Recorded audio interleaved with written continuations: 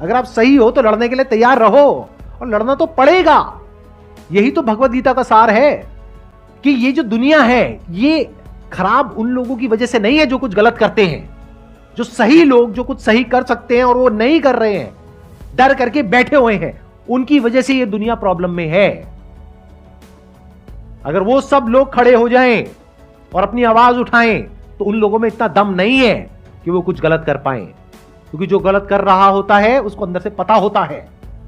बस होता क्या है कि कोई उसके अगेंस्ट कुछ बोलता नहीं है तो वो और स्ट्रांग होता चला जाता है और गलत करता है।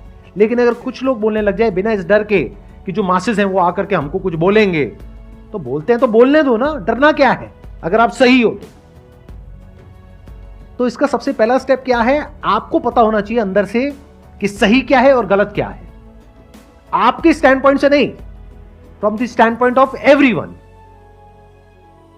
अगर ये आपको क्लियर है और फिर आप आगे बढ़ रहे हो लाइफ में, तो डर नाम की कोई चीज नहीं होती है। In the worst case scenario क्या होगा, मर जाएंगे, मर जाएंगे, उससे क्या फर्क पड़ता है, सभी ने मरना है, आप कौन सा मरो।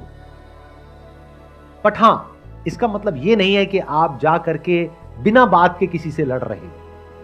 That is just a waste of time. सही चीज के लिए लड़ना सीखो, सही चीज के लिए आवाज उठाना सीखो और सही तरह से लड़ना सीखो। अगर ये नहीं कर पाए तो अपनी लाइफ में भी कभी आप, अगर कुछ बहुत गलत भी हो रहा होगा आपके साथ में, वहां पर आप स्टैंड नहीं ले पाओगे। अगर आज सोसाइटी में कुछ गलत होता हुआ दिख रहा है और वहां पे जाकर के आपको सिर्फ एक कमेंट करना है और उस कमेंट पे जो नेगेटिव कमेंट्स आपको आएंगे उससे आपको डर लग रहा है, अरे तो अपनी लाइफ में अगर कोई बड़ा डिसीजन लेना है जहां पर आपके अपने, कोई अनजान लोग नहीं, आपके अपने कमेंट करेंगे, अपने फ्रेंड्स, अपने रिलेटिव्स, अपने माँ बाप, वो कमेंट करेंगे कि क्या बकवास कर रहे हो, तो उन कमेंट्स को कैसे सहोगे। तो इसको प्रैक्टिस की तरह देखो कि अगर एक ऐसी जगह पर जहां पर कोई रिस्क नहीं है, कोई अनजान लोगों ने आकर के आपको कुछ बोल भी दिया तो उससे क्या चला गया, कुछ भी नहीं, आप अपने रास्ते, वो अपने रास्ते।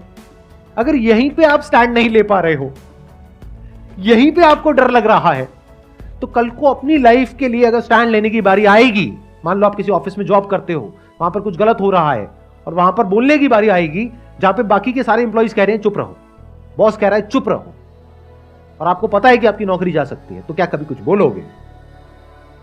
इसको ऐसे देखो कि एक बड़ी बैटल को लड़ने के लिए आपको अपने आप को तैयार करना है, तो सोशल मीडिया आज आपके पास में एक वेपन है जहां पर आप बहुत छोटे लेवल पे प्रैक्टिस कर सकते हो।